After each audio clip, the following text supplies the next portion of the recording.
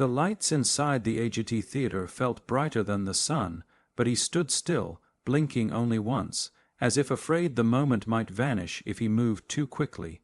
The stage beneath his feet seemed impossibly large, stretching out like an ocean of polished black glass. Somewhere beyond the blinding lights sat thousands of people, strangers who would decide, in a matter of minutes, whether he was worth remembering. His name echoed faintly in his mind, though he barely heard the host finish introducing him. All he could hear was his own heartbeat, steady, loud, honest, the kind of heartbeat that belonged to someone who had waited a long time to be brave. He adjusted the cuffs of his jacket, a little too big for him. It wasn't new, it wasn't tailored. It was borrowed from a neighbor who believed in him before he fully believed in himself. The sleeves fell just past his wrists, and he tugged them back gently, the way his mother used to fix his clothes before school. That small memory alone nearly undid him. The judges smiled politely, the audience clapped with casual encouragement, the kind reserved for contestants they hadn't met yet, voices not yet attached to faces, dreams still unopened. From the outside, he looked like another hopeful singer chasing a familiar dream. But inside him lived years of quiet sacrifice, kindness learned through hardship, and a promise he had carried longer than any melody. "So," one of the judges asked warmly, leaning forward, "what will you be singing for us today?"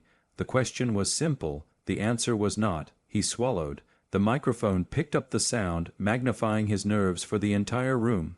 For a brief second, doubt crept in. He could choose something safe, something modern, something impressive, something that might earn cheers quickly. But that wouldn't be honest. He lifted his chin slightly and spoke, his voice soft but steady.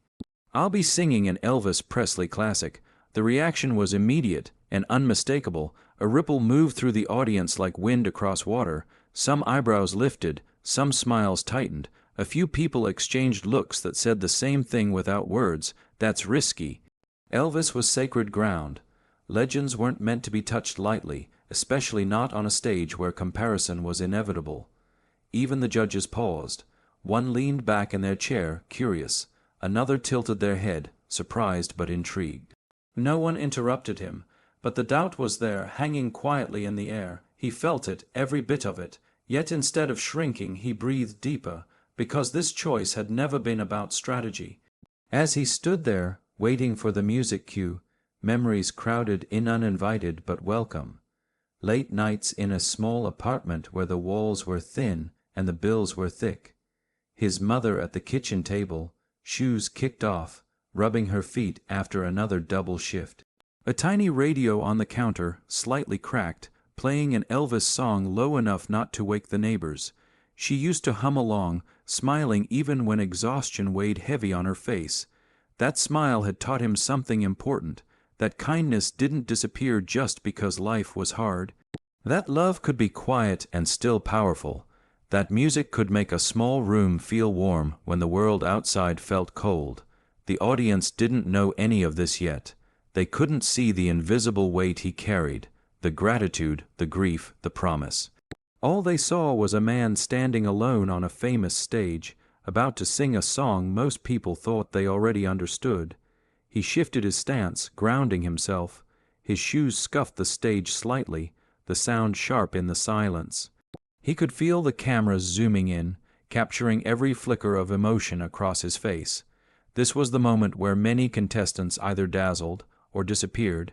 He closed his eyes for just a second, not to escape, but to remember. When he opened them again, something had changed. The nerves were still there, but they were no longer in control. Purpose had taken their place. He wasn't here to prove anything. He was here to give something back, to honor the kindness that raised him, the sacrifices that went unseen, the love that never asked for applause. The theater waited, no music yet, no singing yet, just a man and a choice. And in that stillness, something rare began to happen. The audience leaned in without realizing it. Conversations stopped, phones lowered. People sensed that this wasn't about nostalgia or imitation. This was about truth. He nodded gently toward the band, a silent signal, and as the first soft notes of the Elvis classic prepared to rise, the room held its breath. aware that in just moments everything they thought they knew about the song, about him, about themselves, was about to change. The performance hadn't begun yet, but the silence already spoke volumes. The music still hadn't started. The theater, which only moments earlier had been filled with murmurs and shifting seats, now felt suspended in time. The judges glanced at one another, sensing that something important hovered just beneath the surface. One of them leaned forward gently and asked the question that changed the shape of the night. Why this song? It wasn't curiosity for entertainment. It was human instinct, the feeling that this choice carried weight. He inhaled slowly, the kind of breath you take before stepping into memory. The microphone stood inches from his lips, but his voice came from somewhere much deeper. "My mom," he began, then stopped. His throat tightened, and he smiled softly, as if apologizing to the audience for needing a moment. The pause wasn't awkward. It was honest. "My mom used to play this song when I was a kid." The words were simple, but they landed hard. He looked out past the lights, past the cameras, into the darkness where the audience sat. Faces blurred into a single presence, listening, waiting, open. For the first time since he stepped onto the stage, he didn't feel alone. "She worked 2 jobs, he continued, sometimes 3, nights mostly. She didn't want us to hear how tired she was, so she'd turn the radio on low. Elvis was always her favorite." A soft murmur rippled through the crowd, not doubt this time, but recognition. Many in that room knew the quiet heroism of parents who carried the world on their backs without ever announcing it. He shifted his weight, grounding himself again. His hands, which had been trembling earlier, now rested calmly at his sides. Telling the story steadied him. It reminded him why he was there. She'd hum along while making dinner or folding laundry, he said, and when money was tight, and it often was, she'd still smile. That song made her feel like things were going to be okay, so it made us feel that way too. One of the judges swallowed hard. Another nodded slowly, eyes never leaving him. The theater felt smaller now, more intimate, like a living room where thousands of people were quietly sharing the same memory, even if it wasn't theirs. He hesitated, then continued, "When she got sick, that song became different. She couldn't hum anymore, but she'd still ask me to play it, said it reminded her of better days." The room seemed to exhale as one. No one checked their phone. No one shifted in their seat. This wasn't just backstory. It was a moment of shared humanity unfolding in real time. "She passed away last year," he said, voice steady but soft. "And after she was gone, I didn't know what to do with the quiet. The apartment felt empty, too empty, so I played this song over and over. It was the only thing that made it feel like she was still there." His eyes glistened, but he didn't wipe them. He let the emotion exist without apology. "This isn't just a song to me," he finished. "It's kindness, it's sacrifice, it's love that never asked for anything back." For a long moment, no one spoke. The judges didn't rush him. The host didn't interrupt. Even the cameras seemed to slow, lingering on the subtle details. The way his jaw tightened, the way his chest rose and fell, the way the audience leaned closer, connected not by sound, but by silence. Somewhere in the crowd, a woman dabbed at her eyes, a man reached for his partner's hand. Strangers felt less like strangers now. One of the judges finally spoke, voice gentle. "Thank you for sharing that with us." He nodded, unable to speak for a second. Gratitude washed over him, not for the stage, not for the show, but for being heard. As the band prepared behind him, he felt a strange calm settle in his chest. Win or lose, this moment mattered. He had honored her. He had spoken her name without speaking it. He had turned his grief into something that could comfort others. That realization changed everything. This wasn't a performance anymore. It was a conversation. A bridge between past and present, between one mother's quiet sacrifices and thousands of lives shaped by similar love. He closed his eyes briefly, imagining her sitting somewhere in the dark, smiling the way she used to when the radio came on. Not proud in a loud way, but in that gentle, knowing way that said, "You're doing just fine." When he opened his eyes, the theater felt ready. The story had been told. Now it was time for the song to speak. The band began almost imperceptibly. A single, gentle chord floated into the air, so soft it felt less like sound and more like a breath. It wrapped itself around the theater, settling into the silence without disturbing it. The lights dimmed just enough to soften the edges of the stage, and for a moment the world narrowed to one man, one microphone, and one memory. He stood still, then he sang. The first note didn't rise with confidence or volume. It arrived carefully, honestly, slightly rough around the edges, shaped by feeling rather than technique. It wasn't perfect, and that was exactly why it worked. The note carried weight, it carried years. Something shifted instantly. The audience didn't cheer. They didn't gasp. They leaned forward instinctively, as if pulled by an invisible thread. Conversation stopped mid-breath. Even the subtle hum of the theater seemed to fade. The song had begun, and with it came a presence that demanded attention without asking for it. He wasn't trying to sound like Elvis. He wasn't trying to impress anyone.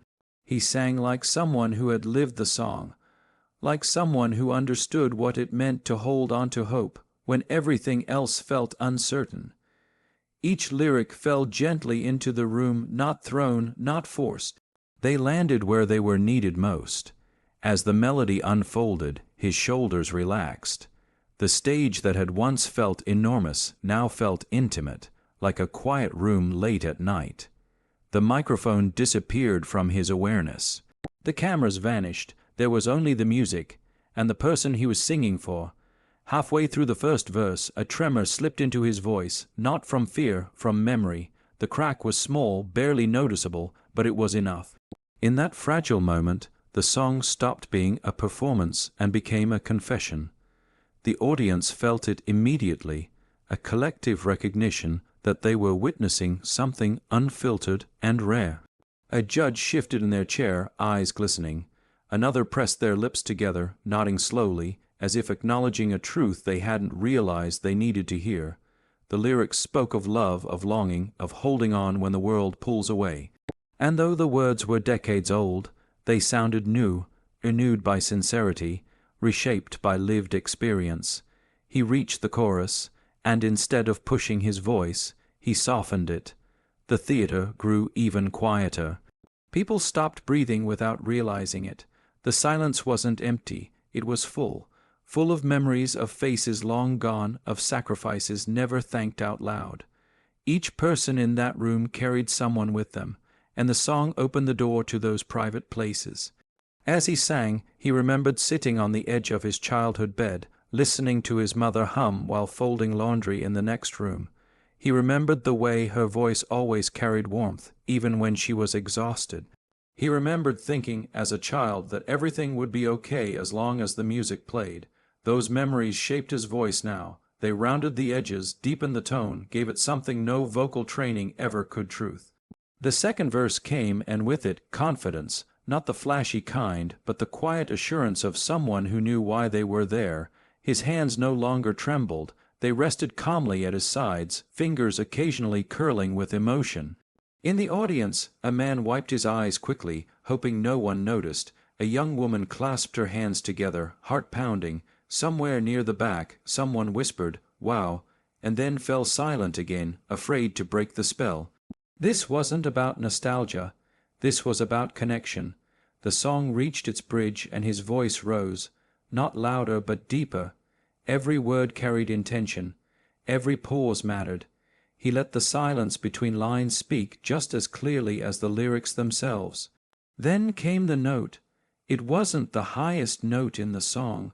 It wasn't the loudest, but it was the most honest. His voice wavered for just a fraction of a second, balanced between holding back and letting go. And in that moment, he chose to let go. The note filled the theater, not with power, but with presence. It vibrated through the floor, the seats, the hearts of everyone listening. It carried grief and gratitude in equal measure. It carried kindness learned through loss. That single note changed everything. A judge inhaled sharply, hand rising to their mouth. Another leaned forward, eyes wide, not in surprise, but in recognition. They weren't evaluating anymore. They were experiencing. When the song moved toward its final lines, the audience remained utterly still. No one dared clap early. No one whispered. No one moved.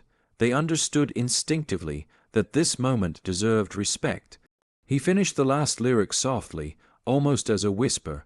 The band faded away, and then nothing, no applause, no sound, just silence, not the awkward kind, not the waiting kind, the sacred kind, the kind that follows something meaningful. The kind that says, "We felt that." The kind that lingers long after the last note has disappeared. He stood there, eyes closed, chest rising and falling, unaware that he had just given the entire theater something it didn't know it was missing. In that silence, time seemed to stop, and everyone knew they would remember this moment forever. For a moment that felt endless, the theater remained frozen. He stood at the center of the stage, eyes still closed, as if afraid that opening them might break whatever fragile miracle had just passed through the room. His chest rose and fell slowly, each breath grounding him back into his body. The final note of the song had faded, but its presence lingered, like warmth after a candle is blown out. There was no applause, not yet. Instead, there was a silence so deep it felt intentional, almost sacred. The kind of silence that doesn't come from uncertainty, but from reverence. The kind that says, "We are all here together now." In the front row, a woman pressed her hand against her mouth, tears streaming freely. A man beside her stared at the stage, eyes glassy, jaw tight, as if holding back something that had waited years to be felt. All around the theater, strangers sat shoulder to shoulder, bound by an emotion too large for words. On the judges' panel, no one reached for the buzzer, no one spoke. One judge slowly removed their glasses, blinking back tears they hadn't expected. Another sat with their hands clasped, elbows resting on the table, head bowed slightly, not in judgment, but in reflection. They weren't deciding anything in that moment. They were remembering someone. Everyone was. The cameras captured faces in the audience. Young and old, different backgrounds, different lives. But the same expression reflected back at the stage. The song had unlocked something universal: loss, love, gratitude, the quiet understanding that kindness often lives in places no one applauds. He finally opened his eyes. The sight before him took his breath away. Thousands of people sat in absolute stillness, looking not at him as a contestant, but as a mirror. Their silence wasn't indifference, it was respect, it was acknowledgement, it was the loudest response he had ever heard. His hands trembled again, but this time from emotion, not fear. His throat tightened as he realized what had just happened. He hadn't just sung a song. He had created a shared moment, one that could never be repeated in exactly the same way. A single clap echoed from somewhere in the back of the theater, then another, then another. The applause didn't explode. It grew, slowly, intentionally, like a wave that gathers strength as it moves forward. People rose to their feet without being prompted, not because they were told to, but because their bodies demanded it. The judges stood too. One of them placed a hand over their heart. Another nodded repeatedly, as if trying to find the right words and failing. The applause became thunderous, but it never lost its meaning. It wasn't just praise, it was gratitude. He felt tears blur his vision now.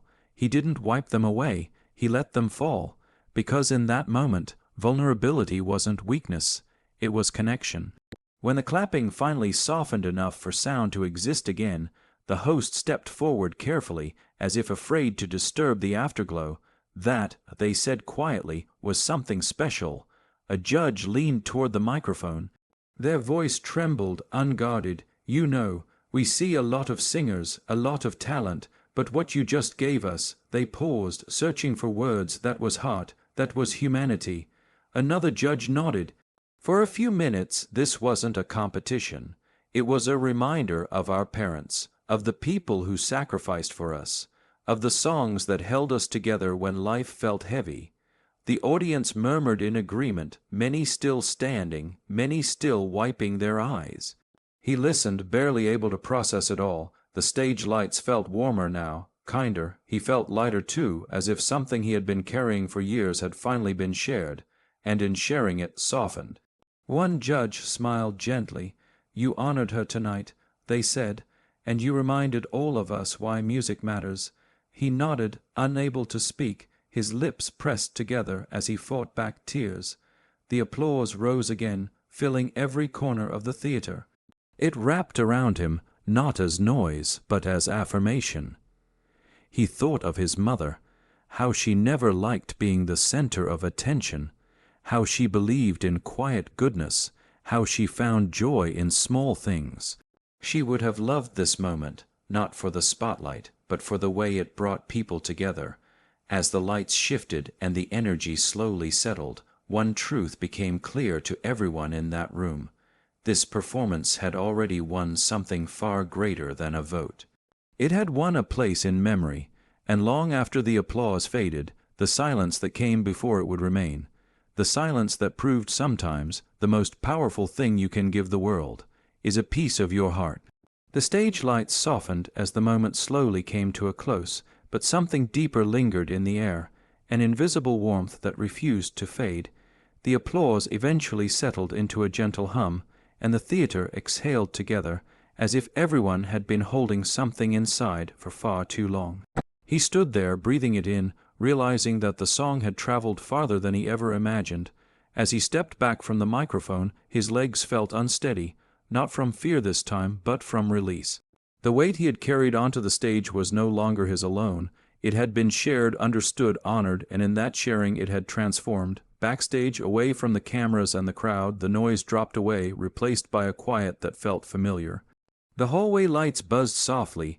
Crew members offered gentle smiles, pats on the shoulder, nods that said more than words ever could. He thanked them, though his voice still trembled, still catching on emotion. For the first time in a long while, he felt light. He sat on a small bench near the dressing rooms, hands folded loosely in his lap, staring at the floor.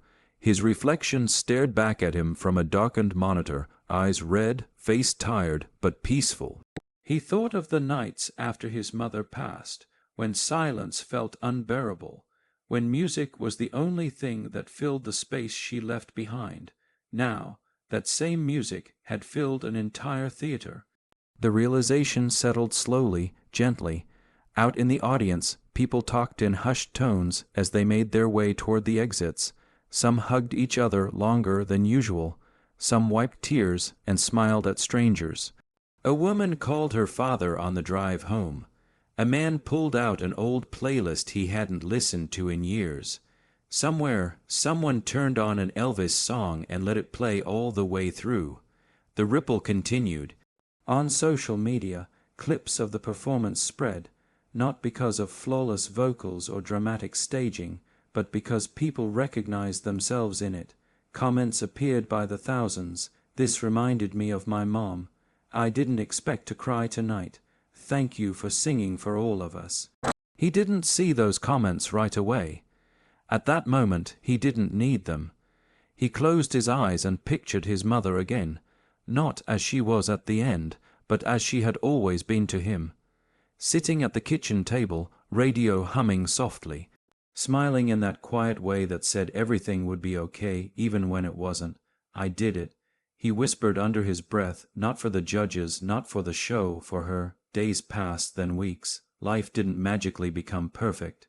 He still faced challenges, still doubted himself at times, but something inside him had shifted. He walked differently now, lighter, steadier. He spoke with more patience. He listened more closely. He carried kindness forward because he had seen what it could do.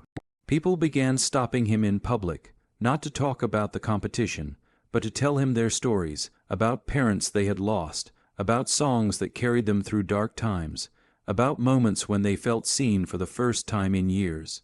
He listened to every one of them, because that's what the song had taught him, that humanity lives in listening. One afternoon, long after the cameras had moved on, he visited a small park near his childhood home. He sat on a bench beneath a tree his mother used to love and played the Elvis song quietly on his phone. Children laughed nearby, leaves rustled in the breeze. Life moved forward as it always does. But this time, the song didn't hurt. It healed. He smiled, tears forming, not from sadness, but from gratitude.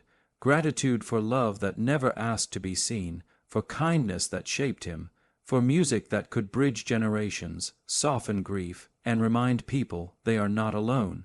That night on the AGT stage had been about far more than a performance. It was a reminder that compassion still has power, that selflessness still echoes, that one honest voice, singing from the heart, can stop time and bring people closer together.